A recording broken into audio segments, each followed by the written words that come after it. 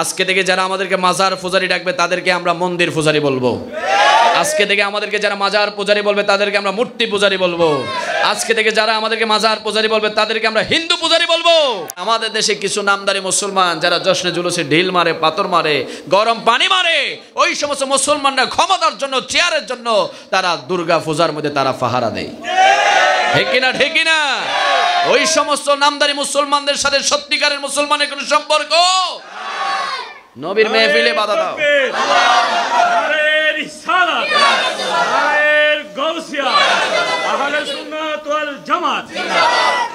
তাদের মন্দির পাহারা দিবে পুলিশ প্রশাসন, তাদের মন্দির পাহারা দিবে সেনাবাহিনী।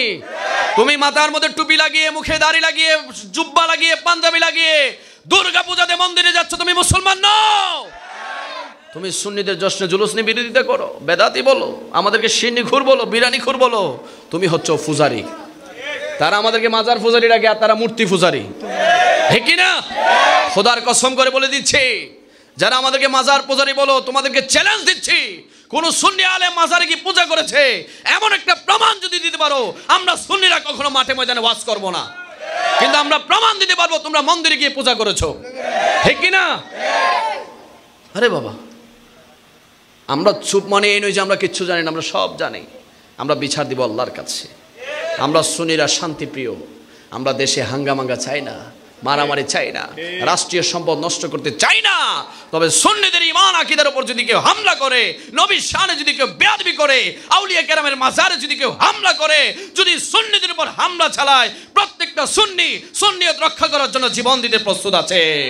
ডান হাত তুলে বলে রাজি আছি না? না।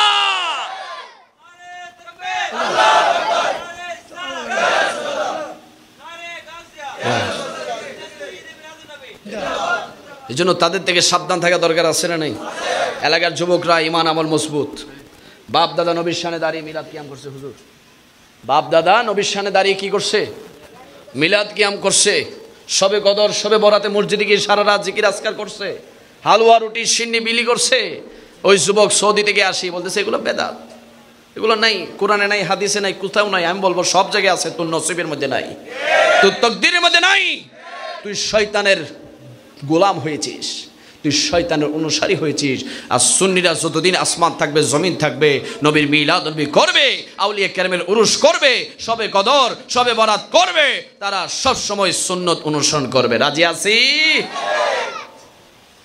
এই মোবাইলে ঢুকলে আমরা ঢুকতে পারি না, দেখি বড় বড় হুজুর ওমা মন্দিরের সামনে যাই নামাজ পড়তেছে।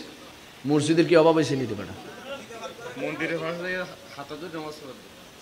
এটা হচ্ছে আরেকটা গাদ্দারি, এটা আরেকটা ধর্মের সাথে বিদ্বেষ, এটা আরেকটা ধর্মীয় একটা যুদ্ধ লাগাই দেওয়ার ব্যবস্থা। আমাদের মসজিদের সামনে যদি আসি কেউ উলু উলু করে, আমাদের কি সহ্য হবে? হবে বাবা, হবে। সেটা বিধর্মী, সে মুশরিক, তার বিচার কে করবে? তুমি তার মসজিদের মন্দিরের সামনে যাই যে তুমি নামাজ পড়তেছো, তুমি জিহাদ করতেছো, এগুলো হচ্ছে শয়তানি। এগুলো কি? এই সমস্ত শয়তান থেকে আমাদের ঈমান আমল হেফাজত করার দরকার আছে না নাই? আজকে থেকে যারা আমাদেরকে মাজার পূজারি ডাকবে তাদেরকে আমরা মন্দির পূজারি বলবো। আজকে থেকে আমাদেরকে যারা মাজার পূজারি বলবে তাদেরকে আমরা মূর্তি পূজারি বলবো। আজকে থেকে যারা আমাদেরকে মাজার পূজারি বলবে তাদেরকে আমরা হিন্দু পূজারি বলবো। আজকে থেকে যারা আমাদেরকে মাজার পূজারি বলবো তাদেরকে মুসলমান নামের মুনাফিক বলবো। রাজি আছি? আমরা সুন্নিরা কখনো মাজার পূজা করি না, আমরা মাজার জিয়ারত করি। আমরা আব্বা আম্মা দাদা দাদির কবর জিয়ারত করি এবং জিয়ারত করছি, করব, করতে তোমরা যতই ফতোয়া দিবে কাজে আসবে।